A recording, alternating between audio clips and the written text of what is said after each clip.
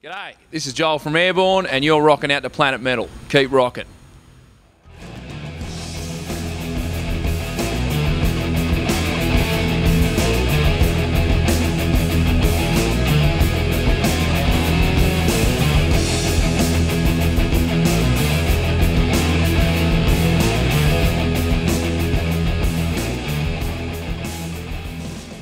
You were scheduled today. Today is the chill out day. You know that?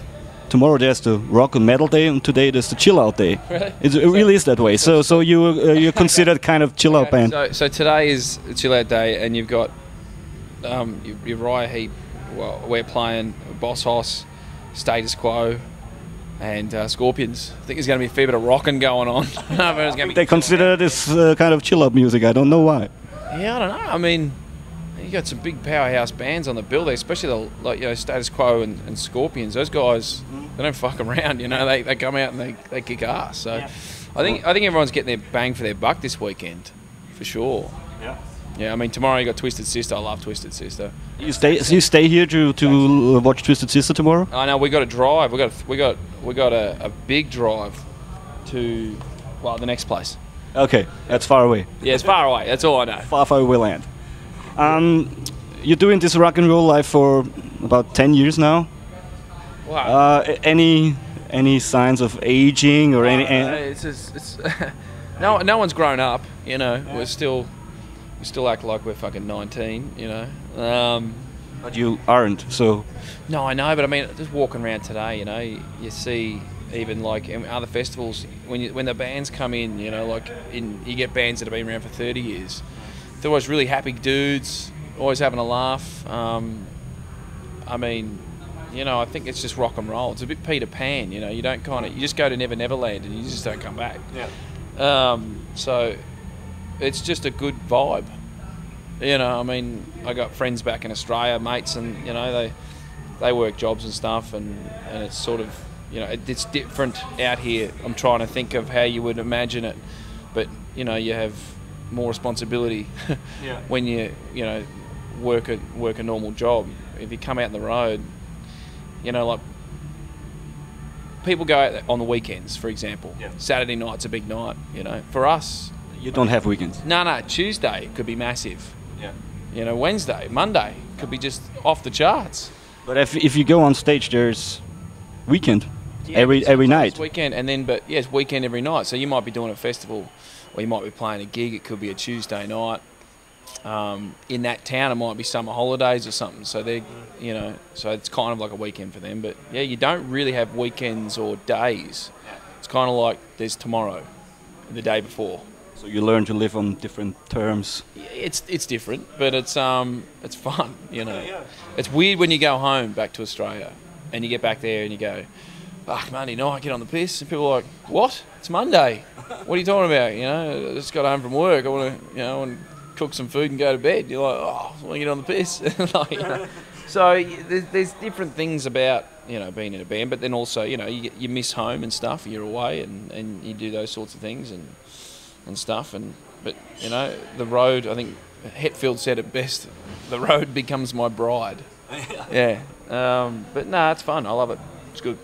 But I don't even know what I was talking about then. I was just yeah. Jobs mainly. Jobs, yeah. But yeah. And I suppose you did work as something before you started the band. Absolutely. I used to work in a pub. First job was cleaning ashtrays. Okay. Back in the smoker days in pubs, so I cleaned the ashtrays. Nothing compared to this now. It's a little different, you know. I used to work doing that, and then used to work in a music shop. It's more like it. Yeah. And then and you know, I became a slight bar manager of that pub. You know, I think it was more of a glorified title than anything, because I got to run the downstairs bar, which was for 21st, 18th birthday parties, engagements, and you know, and hardcore stuff, nights and things. You know, so we get pretty. I think called a stag night out here, hens nights as well. And I used to run that downstairs bar, and you know, it was just getting crazy down there. You know, there's fucking no security, no cameras, just me and a bunch of fucking people that want to get on the piss, and I've got all the beer. So let's see what happens. Yeah, see what happens. You know, let's get on it. You know, be drinking with them. You know.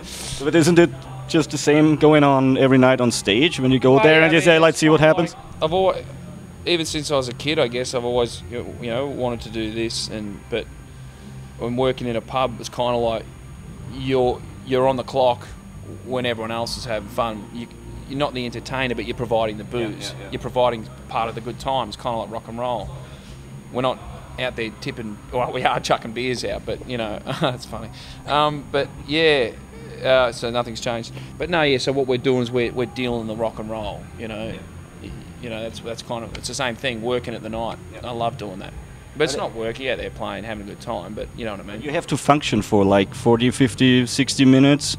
Isn't it sometimes hard to go there and say, okay, I'm in a bad mood today. I don't want to have fun. I don't want to climb the stage tonight or something like that. No, I'll be honest with you. Like sometimes you could have had a shit day. I don't know what happened before the gig. This is all before the gig. You could have had the shittest day. Something could have happened. Something. I don't know. Something's pissed you off. Multiple things. Whatever. Something happened. And or everyone has bad hair days, but then you get to the stage and you hear the crowd, you hear the roar, and you hear that they're really up for it, and you just forget about all that shit, and you go there and you just you see all these faces smiling and fist pumping and rocking and singing. You just go, you immediately, you're different, like a different world now. Yeah. Like there might be bad times back before the stage, before showtime, but when there's showtime, it's like that just blows everything away. And then usually you come off stage and you're not pissed off anymore, because you've had such a good time. Yeah. There's this little hobby of yours, which we all know, where you're gonna start to climb on something. Mainly it's the stage, and it's some kind of huge stage often. So were there situations when local securities were trying to prevent you from doing such things? Yeah, that happens. Yeah, they do that. They're just doing their job. I don't.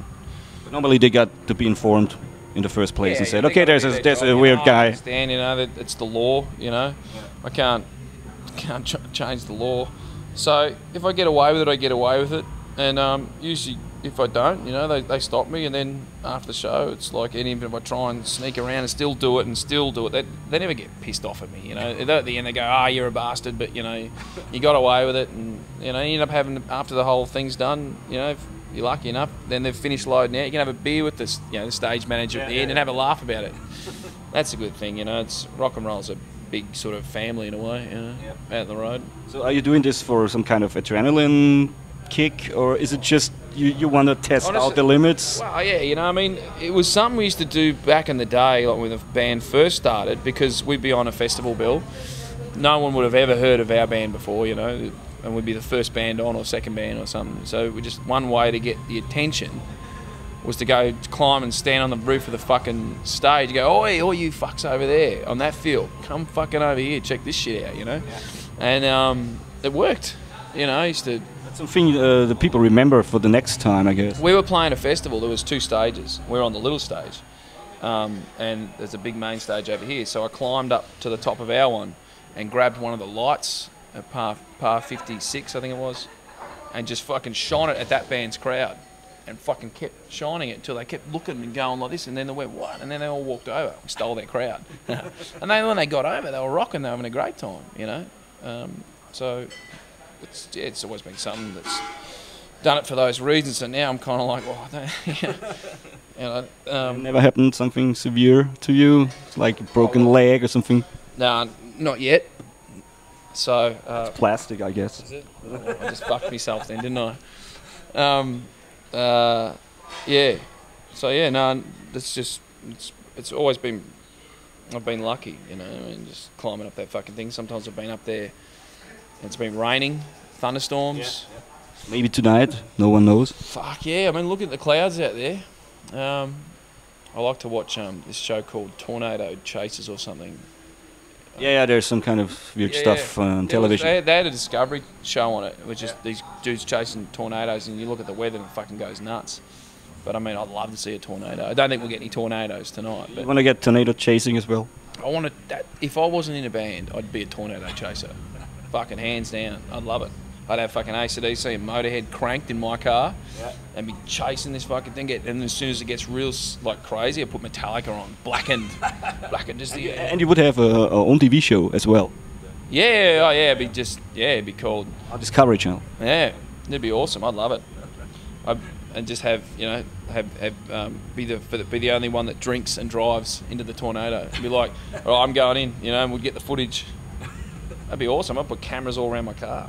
That sounds awesome. So if the band starts to be at some point, what would you do if there is no more record contract, no more impetus in yourself to do records or to do touring or something like that? Would you stay at home? Would you stay put from today to tomorrow? Nah. Just out of that, No, I'd probably go out and be a guitar tech for a band or something. Yeah, I'm addicted to it.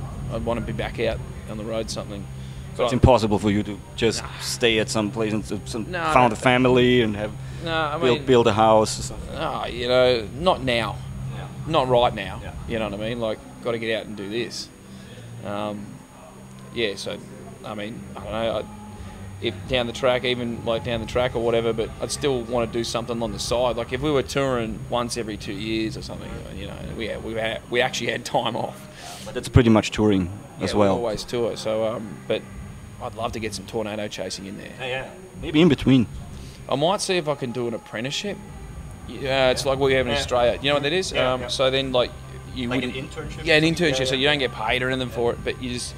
You're literally a coffee boy. I wonder if they do that. You can get in the back of one of the SUVs out there and just be like, I need a coffee, man. Sick. What do you need? Some fucking muesli bars, some chips. What do you want? I'll get you a hot dog. And then that's my job. But then tornado chasing. Yeah. Batteries for the camera. We need batteries for the camera. Maybe you can combine the two things when you go in tornado chasing with the nightliner or something like that. In between the gigs. Yeah. You have to schedule the tours a bit different way. But I had this idea. I thought, if I was going to go tornado chasing in an SUV, if I couldn't take a whole tour bus, even so, but I want to fit it out with, you get airbags in cars, like driver's side airbags, passenger airbags, go like roof bags, seat bags. So then, even if you get sucked into the tornado, you're just in like this big sort of jumping castle. It's like a ball around. Yeah, like a big ball jumping like castle. Mars lander or something. Yeah. So then if it crashes, But there's a sport around that, I guess. You climb in a big plastic ball and you roll down some slopes or something like that. Yeah, they should do that with tornadoes. Sorbs or something like orbs. that. Yeah, something like that. Zorb, yeah.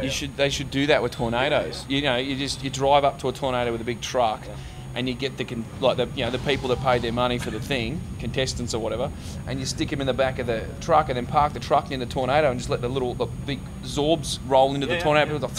On top of the stage, maybe then would be the ultimate thrill, I guess. On the stage? Yeah, rolling on top of the stage with a Sorb. Yeah, that'd be awesome. Probably could have a tornado near that though. Sort of fuck the PA up a bit, but. Joel, Austria is very often confused with Australia. You know that. I know that because. Me too. I look at the thing and it says Austria. I go, oh cool, I'm going home. Oh no, I'm going to Austria. Oh, it doesn't matter. I'm going to have good beer. Yeah, we do. Yeah. You got Foster's. No, I shouldn't have said that. Sorry. Foster's. No, we threw that out. We know that away.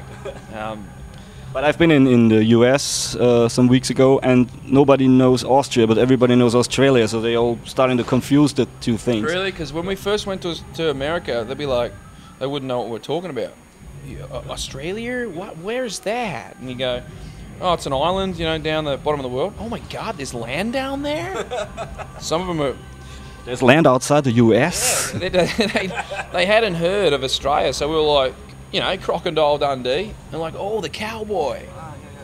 Crocodile Dundee, the cowboy. Fucking cliches. Yeah. Anyway, but it's funny you say that though, because we've noticed a lot, in the last 5 years, America really does learn more. They've informed of Australia. I think it's, we've got guys like Sam Worthington, actor. He was in Avatar and the Terminators, and Joel Edgerton, he's another Aussie actor. And I can't remember that hot chick. I can't remember her name, but Kylie Minogue. So, but there's a lot of she's done a lot for us, over in England. But America is more. Whenever we go to America, we're like, yeah, Australia. I know what you're talking about, kangaroos and fucking the outback and all this sort of shit. And we're like, yeah. And a lot of them are because we have Soundwave, big festival in Australia, and they are, they're obviously coming back and talking about how much fun it is to go down under. So yeah. We started to print shirts at some point Yeah. where it says Austria, no kangaroos. So that's the way we help ourselves out of this kind of Yeah. crap, you know. That's what Because I'm getting do it. tired of that. You know, Yeah, okay. always the questions Well, with the kangaroos. I'll do my best. There's a lot of Austrians living in Australia too, so it must be pretty confusing for them. I'm Austrian, but I live in Australia. Australian Austrian, Yeah. strange thing. It's Austrian. An Austrian. Yeah, I don't know how to. But yeah. Yeah, to get to an end because he's getting pretty nervous here. so some pretty anecdotes from Austria that you remember? Well, I don't know, but we were here for 5 days just now in Graz. Graz or Graz? Graz. I thought it was Graz. Yeah, it's a problem being Australian. Everything's by the literal. So yeah, but we went to this pub, right? And it's for $11. They got this mixed grill, €11, and plates like 5 people. It's a meal for 5 people. It was a big chunk of pork, a big chunk of chicken, a big steak, a chicken cordon bleu, a tri-tip or something else. You pay $11 for Yeah, just man. 5 It's persons. insane, and all these potatoes and veggies and salad, and we're like, fuck, we could take one of these back to the bus and everyone could, eat. And so we got one each. But is this a normal thing in Austria to have big fucking massive meals? It depends on where you go. Normally I expect it in America. It was $3 for a beer. No, but it's not greasy food. Yeah. It was like being a big medieval kind of, Homemade food. yeah, like it felt like you were a king. Yeah. Like kind of Game of Thrones thing, like just fucking big. Maybe it was some kind of medieval restaurant, I don't know. No, it was just these 2 dudes. It's not usual to get food for 5 people for $11. Yeah, well, it was fucking. If you remember the name, you can say a little advertisement in the camera. Fuck. I don't remember the name. I just knew where it was. It was like 2-minute walk from the hotel. Okay. Yeah. So I hope you enjoyed Graz. Yeah. I hope you enjoyed the gig today between Sabaton and Boss Horse. You know the Boss Horse? Yeah. You know them? Yep. Played with them before? We have actually. Yeah. It was a French festival, I think, in the mountains somewhere. They got cool festivals over there in France. So, yeah. Everywhere. Yeah, especially in France. Yeah, it's a small country. Yeah. Like, but it's. Compared to Austria, it's a very big country. Is it? Yeah. Wow, I haven't looked at you guys on the map. France? You mean France? Yeah. Yeah, it's very big. Well, see, like the size of your book here. That, if you imagine, I'll use this. Then the size of your I'll show you. backstage pass, it would be Austria compared to my book here. I'll show you. Fuck, I don't have anything else to do this with. But actually, yeah, this will work. So this is Australia, Yeah. for example. France compared to Australia is that. I know it's very We have one rock and roll festival, Really? Soundwave. This big day out's fucked now. Okay. So we have one festival. These guys have heaps of festivals in France. Yeah, it's crazy. Like just. Yeah, but most of Australia is uninhabited. There's nothing here but just one dude. Yeah. That's the problem. guy, John Jarrett. Have you seen Wolf Creek? I know. You should watch Wolf Creek. It's a good, scary movie. Okay. So there's. It's about this one guy living in Australia. Here, up sort of here, and then down here. Perfect. And then it's up here, and there's a bit in the middle, but then down here there's just one guy with a gun. Okay. So why does he have a gun when he's alone? He's badass. Yeah, why does he have a gun when he's alone there? Because he's fucking John Jarrett and he doesn't fuck around. Joel, it was a pleasure to talk to you. No worries. Thanks and have a nice day.